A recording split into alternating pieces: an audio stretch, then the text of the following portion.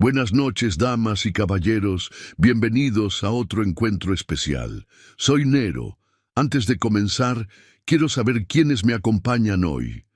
Comenten desde dónde están viendo y qué hora es por allá.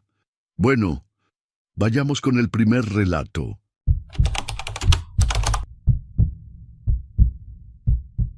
¿Qué tal, Nero? Buenas noches. Me llamo Heréndira y necesito dejar por escrito lo que me pasó hace unos meses, porque todavía me cuesta trabajo acomodarlo en la cabeza sin sentir que exagero. Todo empezó cuando decidí rentar una casa antigua en una colonia medio olvidada, de esas donde las calles se quedan en silencio desde temprano y los vecinos apenas se asoman. No era la mejor opción, pero el precio era bajo y ya incluía muebles, lo cual me ayudaba bastante porque venía saliendo de una situación complicada y no tenía mucho dinero para empezar de nuevo. La casa tenía ese olor a madera vieja mezclado con humedad que no se quita aunque abras todas las ventanas. Los muebles estaban completos: cama, sala, una mesa pesada de comedor y hasta un ropero antiguo con espejo medio opaco. No era bonita, pero era funcional. Los primeros días me dediqué a limpiar lo más que pude, sacudir, trapear, acomodar mis pocas cosas. Trataba de convencerme de que el ambiente pesado era solo por el encierro que había tenido antes, no por la casa en sí.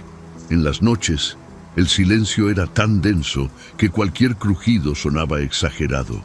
Dormía en una recámara al fondo, donde apenas entraba luz durante el día. La cama rechinaba un poco, pero nada fuera de lo normal para un mueble viejo.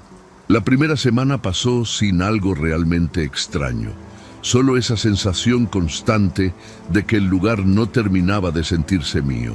A veces me despertaba en la madrugada sin razón clara, con el cuerpo tenso, como si hubiera tenido una pesadilla que no recordaba. Revisaba la hora en mi celular, respiraba hondo y volvía a dormir, tratando de no darle importancia a ese malestar raro que no sabía explicar. Fue como al sexto o séptimo día cuando noté el primer moretón. Estaba en mi antebrazo, de un color oscuro, como si me hubiera golpeado fuerte contra algo. No recordaba haberme pegado, pero lo dejé pasar. Pensé que tal vez me movía mucho dormida o que me había golpeado sin darme cuenta mientras acomodaba cosas. Al día siguiente apareció otro, esta vez en la pierna, más grande. Empezó a parecerme raro, pero seguía buscando explicaciones simples porque no quería sugestionarme con ideas que no tenían sentido. Para el final de esa semana, ya tenía varios moretones repartidos entre brazos y piernas. Algunos eran pequeños, otros más marcados, como si hubieran sido causados por presión. Me miraba en el espejo del ropero y trataba de reconstruir qué había hecho el día anterior para justificar cada marca. Nada cuadraba. Aún así, me repetía que debía ser yo, que tal vez me movía con demasiada fuerza mientras dormía. Nunca he sido sonámbula, pero era lo único que medio explicaba lo que estaba pasando, aunque no terminaba de convencerme del todo. Una noche me acosté más inquieta de lo normal. Apagué la luz, me acomodé boca arriba y traté de relajarme, pero sentía el cuerpo extraño, como si no terminara de hundirse en el colchón. Me dormí tarde, con esa incomodidad pegada en el pecho. No recuerdo haber soñado nada, pero desperté de golpe, desorientada, con la sensación clara de que algo había pasado mientras dormía. No supe qué fue, no escuché nada, no vi nada, pero esa certeza se me quedó clavada, como si mi propio cuerpo supiera algo que mi mente todavía no alcanzaba a entender. A partir de esa noche empecé a despertarme casi siempre a la misma hora, aunque en ese momento no lo tenía tan claro. Solo sabía que abría los ojos de golpe, con el corazón acelerado y el cuerpo entumido. No podía moverme bien al principio, como si estuviera atrapada entre el sueño y la vigilia. Me tomaba unos segundos reaccionar, intentar doblar los dedos, girar el cuello.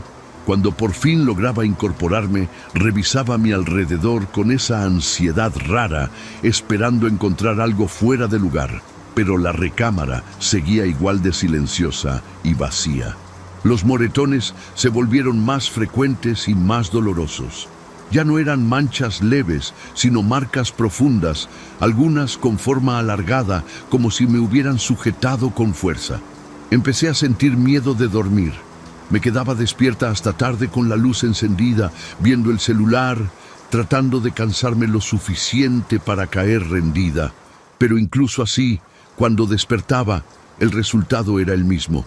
Llegué a considerar que alguien podía estar entrando a la casa, aunque no encontraba señales de puertas forzadas ni cosas movidas durante el día. Un detalle que me inquietó más fue notar que la sábana amanecía arrugada de formas extrañas, como si alguien más se hubiera movido ahí conmigo. No era el típico desorden de una persona que da vueltas dormida. Había hundimientos más marcados en un lado del colchón, como si el peso hubiera sido mayor que el mío. Intenté ignorarlo, pero empecé a dormir más pegada a la orilla, casi a punto de caerme, solo para evitar ese otro espacio que ya no sentía completamente vacío, aunque no pudiera ver nada. Después de varios días así, decidí que necesitaba comprobar si de verdad me movía tanto dormida. Conseguí una cámara sencilla y la coloqué frente a la cama, apuntando directamente hacia donde yo dormía. No era algo profesional, pero servía para grabar durante la noche. La instalé con manos temblorosas, tratando de no pensar en lo ridículo que sonaba todo. Esa misma noche me acosté con una sensación de tensión constante, como si supiera que algo iba a quedar registrado, aunque no tenía idea de qué exactamente. Dormí mal, como ya era costumbre. Me desperté varias veces, pero no encendí la luz. A la mañana siguiente lo primero que hice fue revisar la grabación. Me senté en la cama, con el celular en la mano, adelantando partes aburridas donde solo se veía mi cuerpo quieto. Todo parecía normal al principio. Yo me movía un poco, cambiaba de posición, nada fuera de lo esperado. Empecé a sentirme tonta por haber llegado a ese punto, pensando que tal vez todo tenía una explicación simple y que me estaba dejando llevar por el estrés. Pero cuando la grabación marcó aproximadamente las 3:12 de la mañana, algo cambió. El colchón, justo a mi lado, empezó a hundirse lentamente. No fue un movimiento brusco ni exagerado, sino una presión clara, progresiva, como si alguien se estuviera acomodando con cuidado. Mi cuerpo en el video reaccionó de inmediato, tensándose, quedándose completamente rígido. Yo no me desperté en ese momento, pero era evidente que algo estaba pasando. Lo peor no era no ver a nadie, sino ver cómo el espacio vacío dejaba de estarlo sin mostrar ninguna forma. Me quedé viendo esa parte de la grabación varias veces, regresando unos segundos, avanzando de nuevo, tratando de encontrar algún detalle que explicara lo que estaba viendo. No había sombras raras, ni reflejos, ni nada que sugiriera una falla de la cámara. Solo ese hundimiento claro, constante, ocupando el espacio junto a mi cuerpo. Sentí un frío en el estómago que no se me quitó en todo el día. Aún así, decidí grabar otra noche. No sabía si quería confirmar que era real o encontrar una explicación que me devolviera la tranquilidad. La segunda noche fue peor. Me desperté con una sensación muy clara de presión sobre el pecho, como si algo me estuviera inmovilizando. Intenté abrir los ojos, pero me costaba trabajo, como si los párpados pesaran más de lo normal. Cuando por fin lo logré, no vi nada, pero sentí el colchón hundido junto a mí, exactamente en el mismo lugar que en la grabación. Quise mover el brazo, empujar, reaccionar, pero mi cuerpo no respondía. Solo podía respirar con dificultad mientras esa presión aumentaba de forma lenta y controlada. En la mañana revisé la nueva grabación con las manos sudorosas. Otra vez, alrededor de las 3:12 de la mañana, el colchón se hundía. Pero esta vez no se quedaba ahí. Mi cuerpo empezaba a girar de forma forzada, como si alguien me estuviera empujando desde la espalda. No era un movimiento natural. Mi torso se doblaba con una rigidez extraña, mis piernas se tensaban y mis brazos quedaban pegados a los costados sin que yo hiciera nada por voluntad propia. Verme así, completamente sometida por algo invisible, me provocó náuseas. Esa misma mañana noté que uno de mis dedos estaba inflamado. Al intentar moverlo, el dolor fue inmediato, agudo, como si estuviera fuera de lugar. Fui al espejo y confirmé que estaba dislocado. No recordaba haberme caído ni golpeado. No había ninguna forma lógica de justificarlo. Intenté acomodarlo como pude, con lágrimas en los ojos, sintiendo cómo algo dentro de mí se rompía. No solo físicamente. Ya no podía seguir fingiendo que todo era producto de mi imaginación o del estrés.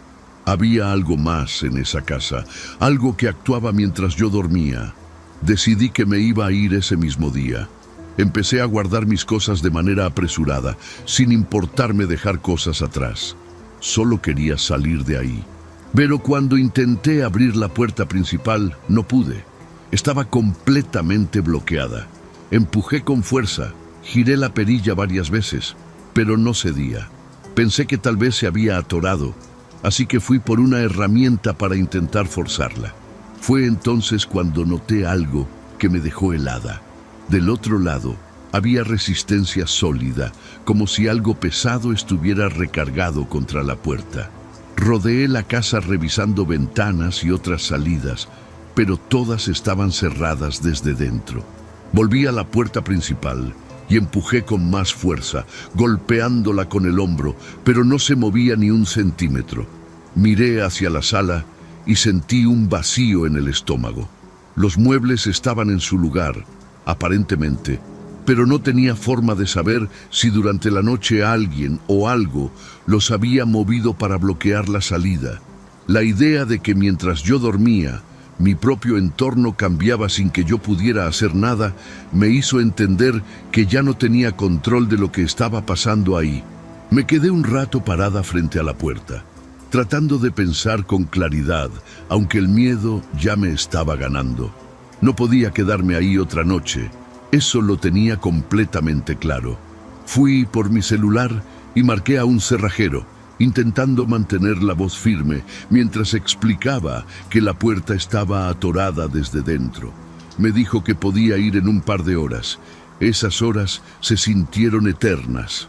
Me senté en una silla sin atreverme a volver a la recámara, escuchando cualquier pequeño ruido de la casa, esperando no volver a sentir esa presencia acercándose sin que yo pudiera verla.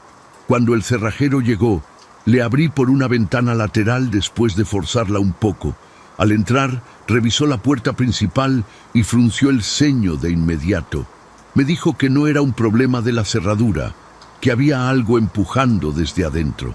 Entre los dos, logramos mover la puerta lo suficiente para abrirla apenas unos centímetros. Fue entonces cuando vimos que la mesa del comedor, esa pesada que apenas había logrado mover días antes, estaba recargada contra la puerta. También había una silla atorada debajo de la manija, colocada de una forma precisa. El hombre me preguntó si yo había hecho eso, y negué sin pensarlo 2 veces. Me miró raro, pero no insistió. Entre los dos movimos los muebles y liberamos la salida. Yo salí de la casa sin voltear atrás, con una sensación de urgencia que no podía explicar del todo. Ni siquiera terminé de sacar mis cosas. Solo tomé lo indispensable y me fui. El cerrajero se quedó unos minutos más, pero no quise saber nada. Mientras caminaba hacia la calle, sentía que si me detenía o volteaba, algo iba a alcanzarme desde adentro. Esa misma tarde busqué dónde quedarme y cancelé el contrato de renta como pude, perdiendo dinero, pero sin importar. Regresé días después acompañada de 2 personas para recoger lo poco que había dejado. Entramos de día, con todas las ventanas abiertas. La casa se sentía distinta, más ligera, pero no por eso menos inquietante. Revisé la recámara por última vez y noté que el colchón tenía una ligera deformación en el lado donde siempre se hundía, como si algo hubiera ocupado ese espacio repetidamente durante mucho tiempo, dejando una marca que ya no se levantaba. No volví a dormir bien durante semanas. Cada vez que cerraba los ojos, sentía que algo iba a presionar el colchón a mi lado. Dejé de grabar, dejé de intentar explicarlo. Fui al médico por lo de los moretones y el dedo, pero no hubo respuestas más allá de lo evidente. Nunca le conté toda la historia a nadie porque sabía cómo sonaría. Aún así, hay cosas que no se pueden ignorar cuando las ves con tus propios ojos, cuando quedan registradas de una forma tan clara que no deja espacio para negarlas. Con el tiempo, logré seguir con mi vida, cambiar de casa, retomar cierta normalidad. Pero hay una idea que no me deja en paz. Lo que fuera que estaba ahí no necesitaba mostrarse para existir. No tenía forma definida, pero sí peso, fuerza y una intención clara. Y lo más inquietante de todo es que parecía conocer perfectamente mis momentos de mayor vulnerabilidad. Desde entonces, no importa dónde duerma, siempre dejo un espacio libre a mi lado, no por comodidad, sino por la certeza incómoda de que hay presencias que no necesitan ser vistas para quedarse contigo.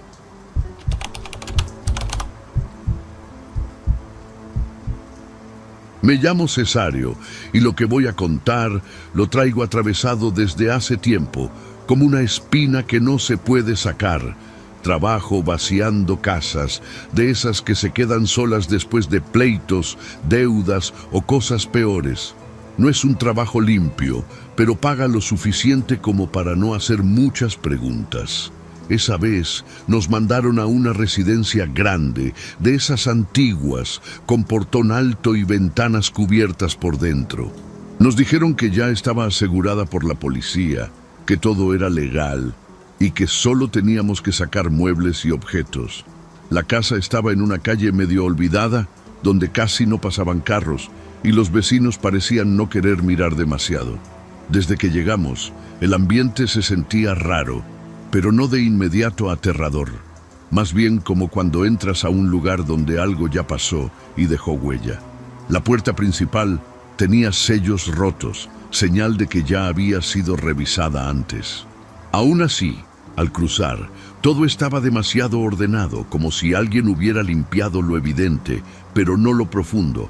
Eso siempre me pone alerta, porque significa que algo se está escondiendo. Éramos 4 en el equipo ese día, todos acostumbrados a trabajos pesados y a escenas incómodas. Nadie hablaba mucho al principio, cada quien se dedicaba a revisar su zona. La casa tenía un olor tenue, difícil de identificar. No era humedad ni basura, era algo más seco, como metal viejo mezclado con desinfectante. En la sala no había nada fuera de lo común, pero en el pasillo que llevaba al despacho se sentía más frío. No era el clima, era esa sensación de estar entrando a un lugar donde no deberías quedarte mucho tiempo. El despacho estaba al fondo, con una puerta gruesa y cerradura forzada. Ahí fue donde empezamos a notar detalles que no encajaban. Los muebles eran caros, pero estaban acomodados con demasiada precisión, como si cada cosa tuviera que estar exactamente en su lugar. Había libreros llenos, pero los libros no parecían leídos. En el escritorio no había papeles personales, ni fotos, ni nada que dijera quién vivía ahí. Eso siempre es mala señal, porque la gente deja rastros, incluso cuando intenta borrarlos. Ahí ya ninguno estaba completamente cómodo. Mientras empezábamos a mover cosas, uno de mis compañeros comentó que el piso sonaba hueco en ciertas partes. No era raro en casas viejas, pero aquí sonaba diferente, como si hubiera espacios escondidos que no aparecían en la estructura visible. Empezamos a revisar más a fondo, golpeando suavemente con herramientas, buscando irregularidades. Yo no sabía exactamente qué esperaba encontrar, pero tenía claro que no iba a ser algo simple. La sensación de que alguien había usado ese lugar para algo más pesado se volvía cada vez más difícil de ignorar. Fue hasta que movimos un mueble grande en el despacho cuando encontramos algo que no debía estar ahí. No era evidente a primera vista. Estaba bien oculto, integrado al diseño del lugar, pero una vez que lo vimos ya no se podía negar. Había una parte de la pared que no coincidía con el resto, una línea casi perfecta que delataba un doble fondo. En ese momento nadie dijo nada, pero todos nos quedamos viendo lo mismo, entendiendo que lo que siguiéramos haciendo ya no iba a ser solo un trabajo más. Nos tomó un rato abrir ese doble fondo sin romper demasiado, porque la estructura estaba hecha con cuidado, como si quien la construyó supiera exactamente cómo ocultarla. Cuando finalmente se dio, el espacio detrás no era muy grande, pero sí lo suficiente para guardar cosas que no querías que nadie encontrara. Al iluminar con la linterna, lo primero que vimos fueron cajas bien acomodadas, etiquetadas con letras pequeñas y fechas escritas a mano. No era desordenado ni improvisado, era un sistema. Eso fue lo que más me inquietó, porque hablaba de tiempo, de rutina. Al abrir las primeras cajas, encontramos herramientas quirúrgicas envueltas con cuidado. No eran cosas improvisadas ni compradas al azar. Eran instrumentos profesionales, algunos con marcas de uso reciente. Había bisturís, pinzas, tijeras especializadas, todo limpio, pero con señales de haber sido utilizado muchas veces. Nadie dijo nada por varios segundos, hasta que uno de los compañeros soltó una risa nerviosa, como queriendo romper la tensión. Pero no funcionó. El silencio regresó más pesado, porque todos sabíamos que eso no tenía una explicación sencilla dentro de una casa común. En el fondo del compartimento había una caja diferente, más grande y sin etiqueta. Al abrirla, encontramos varios dispositivos de almacenamiento y un reproductor viejo. Dudamos unos segundos antes de conectarlo, pero la curiosidad pudo más. Lo que apareció en la pantalla no fue inmediato. Primero eran grabaciones de la casa, ángulos distintos, como si alguien hubiera documentado cada rincón. Pero después comenzaron las otras tomas, las que hicieron que uno de nosotros apagara la pantalla por reflejo, sin decir palabra, como si eso pudiera borrar lo que ya habíamos visto. Tuvimos que volver a reproducirlo, aunque nadie quería. En los videos, el dueño de la casa aparecía trabajando sobre personas que estaban conscientes. No había gritos exagerados ni escenas fuera de control. Era algo peor. Todo era metódico, frío, casi clínico. Las personas estaban inmovilizadas, pero despiertas, y él operaba con una calma que no parecía humana. No había prisa, no había emoción, solo precisión. Lo más inquietante era que algunas grabaciones parecían recientes, no viejas, como si eso hubiera seguido ocurriendo hasta poco antes de que llegáramos. Nadie quiso seguir viendo más de lo necesario. Cerramos la caja y por un momento consideramos detener el trabajo y reportar todo de nuevo, pero el lugar ya había sido asegurado antes. Eso nos dejó en una posición rara, como si lo que encontráramos fuera parte de algo que alguien decidió no investigar a fondo. Decidimos terminar lo que nos habían pedido lo más rápido posible. La idea era salir antes de que anocheciera, sin meternos más de lo necesario en lo que claramente no nos correspondía. Pero la casa no parecía dispuesta a dejarnos ir tan fácil. Mientras cargábamos muebles hacia la salida, nos dimos cuenta de que uno de los compañeros ya no estaba. Al principio, pensamos que había salido sin avisar o que estaba en otra habitación, pero después de llamarlo varias veces sin respuesta, el ambiente cambió por completo. Revisamos la casa otra vez, cuarto por cuarto, pero no había rastro de él. Fue en ese momento cuando alguien mencionó el compartimento del despacho y todos entendimos que teníamos que regresar ahí. Regresamos al despacho con una urgencia que ya no tenía nada que ver con el trabajo. La puerta estaba como la habíamos dejado, pero el ambiente se sentía más pesado, como si el aire se hubiera estancado. Nadie quería decirlo en voz alta, pero todos estábamos pensando lo mismo. Nos acercamos al doble fondo y algo no cuadraba. La tapa que habíamos dejado abierta ahora estaba cerrada, perfectamente alineada, como si nunca la hubiéramos tocado. Eso nos hizo detenernos unos segundos, tratando de encontrar una explicación lógica que no llegaba. Uno de nosotros fue el primero en intentar abrirlo otra vez. Esta vez costó menos, como si el mecanismo ya no estuviera tan firme. Al ceder, el olor que salió era distinto al de antes, más intenso, más reciente. Apuntamos las luces hacia adentro y lo que vimos nos dejó congelados. Nuestro compañero estaba ahí, encogido, con los ojos abiertos, respirando rápido pero sin moverse demasiado. No gritó al vernos, no pidió ayuda. Solo nos miró como si no terminara de entender dónde estaba. Eso fue lo primero que me hizo sentir que algo estaba muy mal. Cuando lo ayudamos a salir, notamos los cortes. Eran recientes, precisos, como los que habíamos visto en los videos. No eran profundos al punto de matarlo, pero sí lo suficiente para dejar claro que alguien sabía exactamente lo que hacía. Le preguntamos qué había pasado, pero le costaba hablar. Decía que no estaba solo, que alguien había estado ahí dentro con él, trabajando, moviéndose en la oscuridad sin hacer ruido. Insistía en que no habíamos sido nosotros, que había alguien más en la casa desde antes de que llegáramos. Intentamos mantener la calma, pero ya nadie estaba pensando en terminar el trabajo. La prioridad era salir de ahí con él. Sin embargo, al intentar avanzar hacia la salida, empezamos a notar cosas que antes no estaban. Puertas que recordábamos abiertas ahora estaban cerradas. Pasillos que parecían más largos. No era algo exagerado, pero sí lo suficiente para desorientarnos. La casa no había cambiado físicamente, pero la forma en que se sentía moverse dentro de ella ya no era la misma.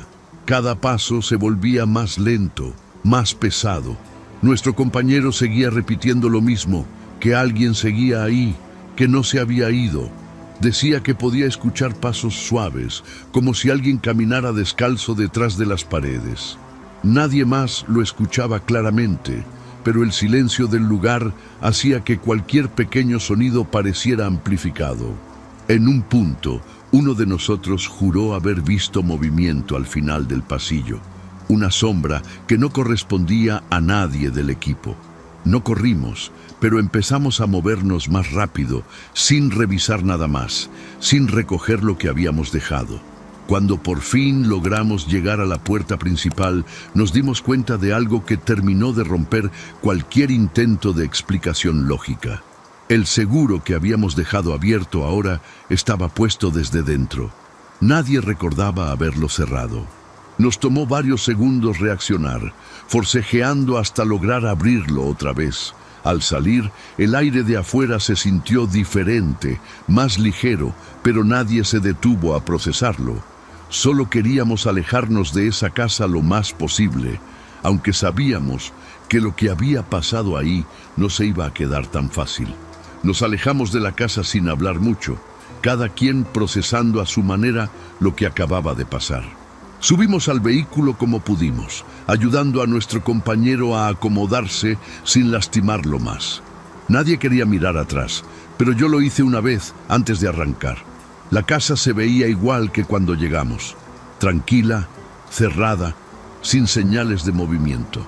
Eso fue lo que más me perturbó, porque no había forma de que todo lo que vivimos dejara ese lugar intacto.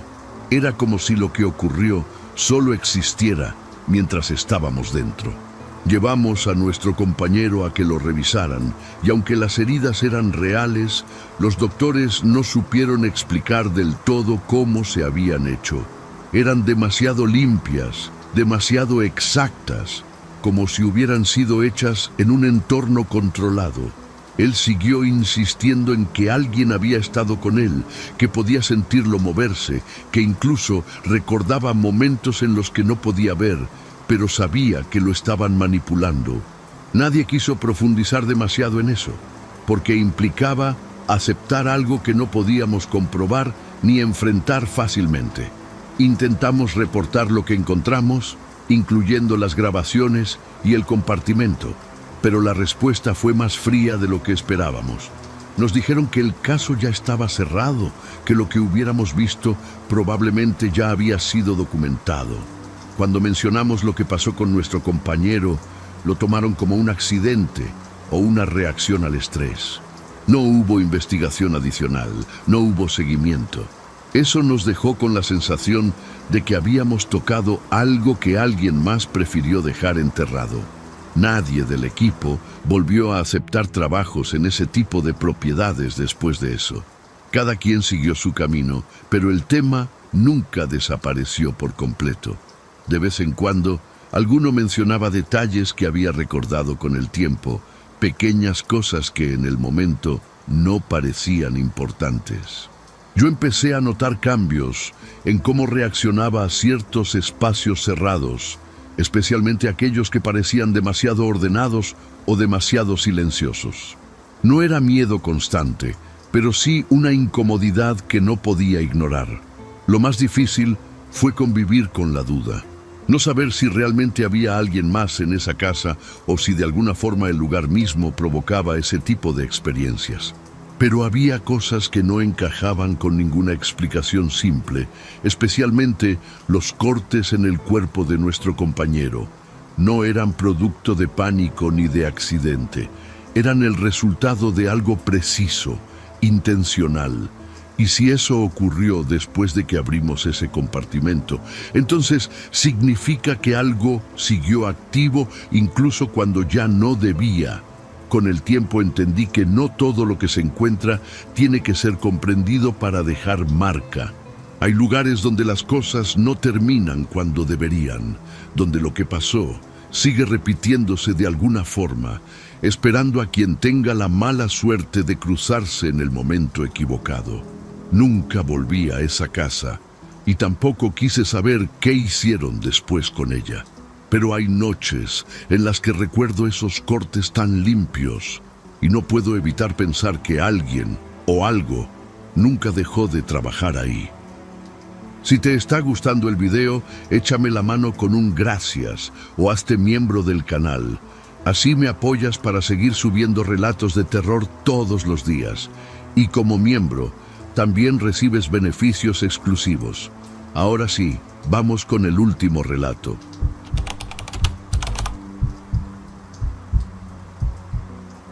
Me llamo Baldomero y lo que voy a contar me pasó cuando trabajaba de velador en un terreno industrial que ya estaba cerrado desde hacía tiempo. No era un lugar cualquiera, se sentía pesado desde que uno cruzaba la reja oxidada. Me contrataron porque casi nadie quería ese turno, menos en la noche. Decían que había pasado algo feo, pero nadie me dio detalles claros, solo que tuviera cuidado y no me metiera donde no me llamaran. Yo necesitaba el dinero, así que acepté sin hacer muchas preguntas, pensando que todo era puro chisme de gente miedosa. El terreno era grande, lleno de estructuras metálicas abandonadas, grúas inmóviles y pasillos formados por contenedores apilados. Durante el día todavía pasaban algunos supervisores, pero en la noche me quedaba completamente solo. Mi rutina era sencilla: caminar, revisar candados, asegurarme de que nadie se metiera a robar material. Al principio todo parecía tranquilo, incluso aburrido. Me llevaba un radio viejo, una linterna y café en un termo para aguantar el turno. Lo más raro que había notado eran algunos ruidos lejanos, como láminas moviéndose, pero lo atribuía al viento o a animales. Con el paso de los días empecé a notar detalles que no cuadraban. Algunos contenedores tenían sellos nuevos, como si alguien los hubiera revisado recientemente, pero no había registros de entrada. También encontré marcas en el suelo, como arrastres pesados que iban de un punto a otro. No eran huellas normales, no parecían de botas ni de maquinaria. Aún así, traté de no darle importancia. En ese tipo de trabajos, uno aprende a no meterse en cosas que no le corresponden. Mientras no hubiera intrusos visibles, yo cumplía con mi parte y ya. Había zonas del terreno donde la oscuridad era más densa, como si la luz de la linterna no alcanzara bien. Una en particular estaba al fondo, donde se alineaban varios contenedores viejos que nadie tocaba. Siempre que pasaba por ahí sentía una incomodidad rara, como si alguien me estuviera observando desde adentro de algo. Nunca escuchaba nada claro, pero el silencio era distinto, más pesado. Empecé a evitar quedarme mucho tiempo en ese punto, aunque mi ruta de vigilancia me obligaba a cruzarlo cada noche sin falta. Una noche, mientras hacía mi recorrido cerca de las 2 de la mañana, el viento estaba completamente en calma. Todo estaba demasiado quieto, más de lo normal. Ni siquiera se escuchaban perros a lo lejos o carros pasando por la carretera cercana. Recuerdo que pensé que esa calma no era natural. Me detuve un momento, apagué la linterna y traté de escuchar mejor. Fue entonces cuando me di cuenta de que el silencio no era total. Había algo muy leve, casi imperceptible, como un sonido irregular que no lograba identificar del todo. Encendí la linterna otra vez y seguí caminando, pero esa sensación no se me quitó. El ruido volvió, un poco más claro, como si viniera desde la zona de los contenedores viejos. No era constante, más bien intermitente, y tenía un ritmo extraño. Me acerqué despacio, tratando de ubicar exactamente de dónde venía. Mientras más avanzaba, más evidente se hacía que no era el viento ni un animal común. Fue en ese momento cuando entendí que algo dentro de ese lugar no estaba donde debía estar, y que yo estaba a punto de encontrarlo. Me fui acercando a los contenedores con la linterna firme, aunque la mano ya no la sentía tan segura como antes. El ruido se volvió más claro. Eran golpes, secos, desordenados, como si alguien estuviera pegándole desde adentro a una pared metálica. Me detuve frente a uno en específico, un contenedor viejo con la pintura descarapelada y un candado oxidado. Los golpes venían de ahí, sin duda.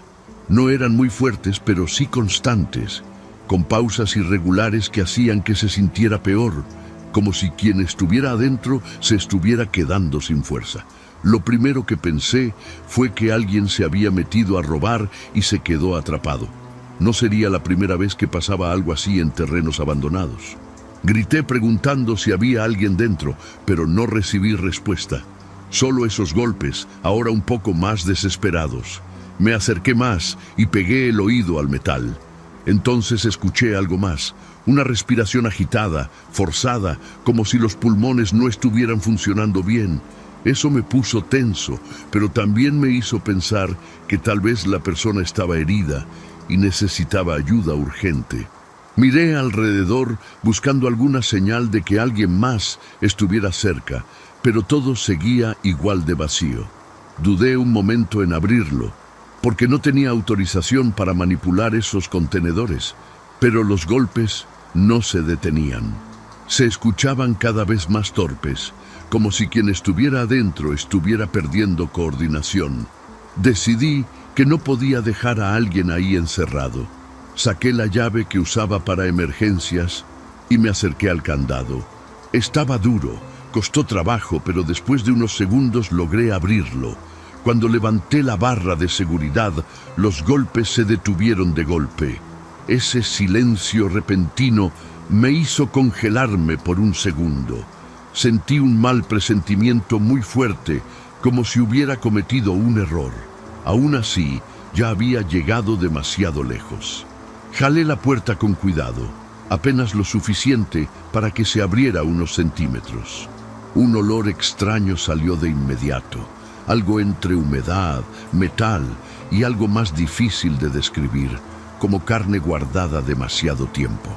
Instintivamente me cubrí la nariz, pero no dejé de observar.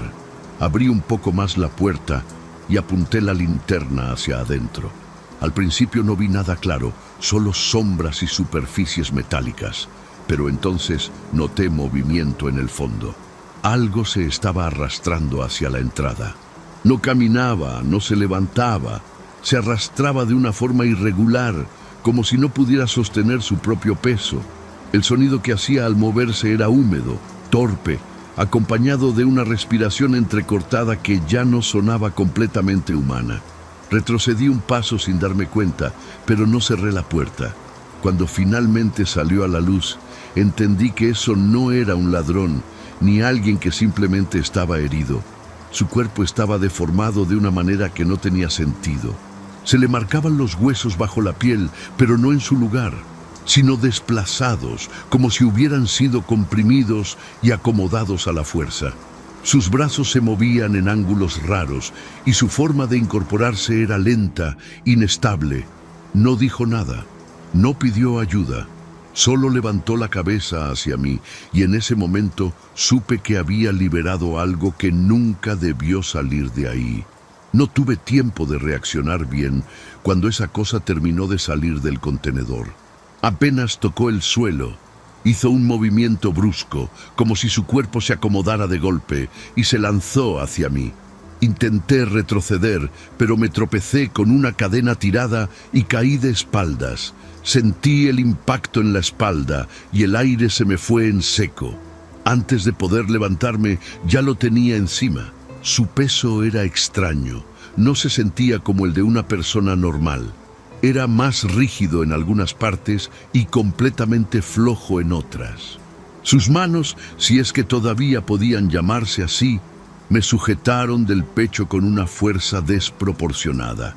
Intenté empujarlo, pero no reaccionaba como alguien vivo. No hacía sonidos claros, solo una especie de jadeo roto que salía de su garganta. Sentí un dolor intenso cuando algo crujió dentro de mí. Después supe que fueron 2 costillas. El golpe fue directo, como si hubiera calculado exactamente dónde presionar. No parecía atacar por instinto, sino con una intención fría, casi mecánica, como si supiera exactamente qué hacer para lastimar. Logré zafarme cuando su propio cuerpo pareció fallarle. Sus brazos se doblaron de forma rara y eso me dio un segundo para rodar hacia un lado. Me levanté como pude, con el dolor atravesándome el pecho y corrí sin mirar atrás. Escuchaba cómo se arrastraba detrás de mí, golpeando el suelo y las paredes metálicas. No era rápido, pero tampoco se detenía. Llegué a la caseta de vigilancia y me encerré, empujando una mesa contra la puerta. Mi respiración era un desastre y cada movimiento me hacía ver estrellas por el dolor. Me quedé ahí adentro hasta que empezó a amanecer. En algún punto, los ruidos cesaron. No supe si se fue o si simplemente dejó de moverse. Cuando llegaron los relevos en la mañana, me encontraron tirado en el suelo. Les conté lo que pasó, pero no me creyeron del todo. Dijeron que seguramente había sido un indigente en mal estado o alguien drogado. Aún así, mandaron revisar el área. El contenedor estaba abierto, pero no había nadie dentro ni alrededor.